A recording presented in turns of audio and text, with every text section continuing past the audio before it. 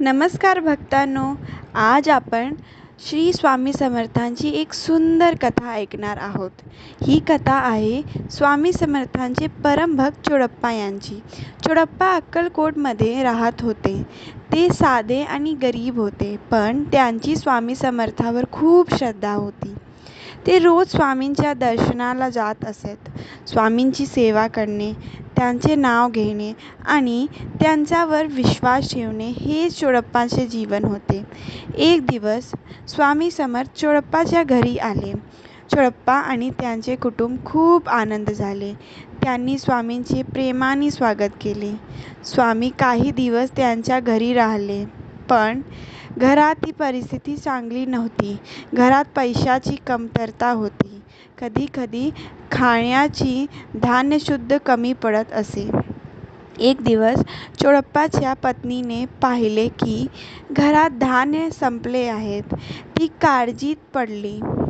ती म्हणाली, आता काय करायचे? घरात खायला काही नाही. पण चोडप्पा अजिबात घाबरले नाहीत. ते म्हणाले, स्वामी समर्थ आपल्या घरी आहे.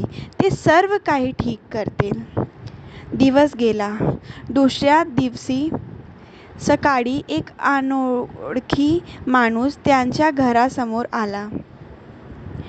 त्याच्याकडे धान्याची पोती आणि इतर सामान होते. त्याने ते सर्व सामान चोडप्पाच्या घरी दिले. घरातील सर्व लोक आश्चर्यचकित झाले. हे सामान कोणी पाठवले? तो माणूस कोण होता? याचे उत्तर कोणाकडे नव्हते. पण चोडप्पा हसत होते, कारण त्यांना माहिती होते की ही स्वामी समर्थांची कृपा होती. स्वामी आपल्या भक्तांची काळजी घेतात. त्यांच्या भक्तांना ते कधीही एकटे सोडत नाहीत. चोडप्पाची स्वामींवरील श्रद्धा आणखी वाढली. ते रोज मनापासून स्वामींचे नाम घेत राहिले. भक्तांनो, या कथेतून आपल्याला एक मोठा संदेश मिळतो. जीवनात अडचणी येतात, कधी दुःख येते, कधी चिंता येते, पण अशा वेळी श्रद्धा सोडायची नसते. स्वामी समर्थांवर विश्वास ठेवायची असतो, कारण स्वामी समर्थ नेहमी आपल्या भक्ताच्या पाठीशी असतात.